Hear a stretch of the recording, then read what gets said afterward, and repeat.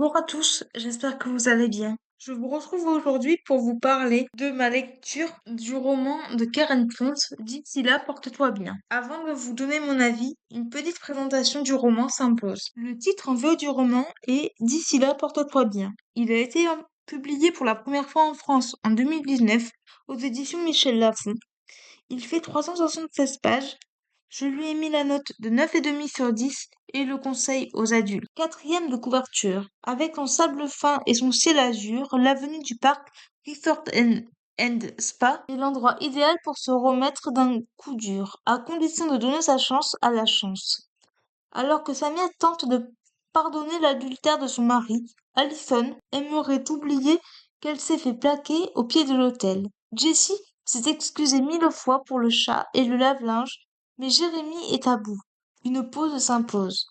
Apolline rêve d'un enfant qui ne vient pas. Quant à Mia, 19 ans et déjà maman, elle se voit rejetée par sa famille. Geneviève, elle, perd peu à peu la mémoire. Ensemble, elles vont libérer leurs émotions et s'apporter un soutien inattendu, avec au bout du chemin un gain inestimable. L'espoir. Ce que j'ai pensé de ce roman. Un roman contemporain, quoi de mieux en cette période de l'année, me direz-vous. Le résumé étant long, je n'en parlerai pas plus. Les personnages sont sympathiques. Jessie travaille dans la finance et ne pense qu'à une seule chose, travailler à tel point qu'elle en délaisse son mari, qui lui pose un ultimatum. Elle va devoir se remettre en question. Sania est une mère de famille qui veut laisser une chance à son couple depuis l'adultère de son époux pour le bien de sa petite fille. Est-ce une bonne chose? Cela la rendra-t-elle heureuse? Apolline, raide, devient maman et se trouve avec son mari dans un processus de PMA. Cela met leur couple en danger. La jeune femme n'arrive pas à se sortir cela de la tête. Geneviève est une vieille dame qui va se voir offrir par sa famille son voyage de noces que Paul et elle n'ont pas pu faire. Mais Geneviève a un secret qui va bouleverser son existence. Mia a 19 ans et mère d'un petit garçon. Elle a une relation très conflictuelle avec son père et va accepter un travail de femme de ménage dans un club de vacances. Là-bas, elle va vivre des moments difficiles et se remettre tout le temps en question. L'intrigue alterne les points de vue de chaque protagoniste dans les chapitres.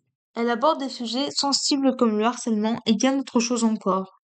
Par contre, je trouve dommage qu'il n'y ait pas plus d'interaction entre les protagonistes principaux.